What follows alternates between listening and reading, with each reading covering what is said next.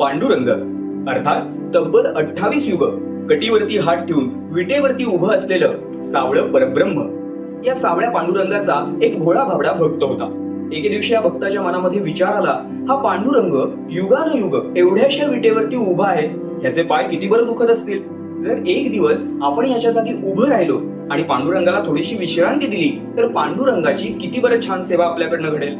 त्यानं हा आपला विचार पांडुरंगाच्या मूर्तीसमोर बोलून दाखवला आणि आश्चर्य म्हणजे पांडुरंगानं देखील या गोष्टीला मान्यता दिली. आणि मग हा भोळा भाबडा भक्त एका दिवसाचा पांडुरंग बनून त्या पांडुरंगाच्या जागी विटेवरती उभा राहिला. त्यानंतर मग पुढे दिवसभरामध्ये जे जे काही घडलं ती एक मोठी रंजक गोष्ट आहे.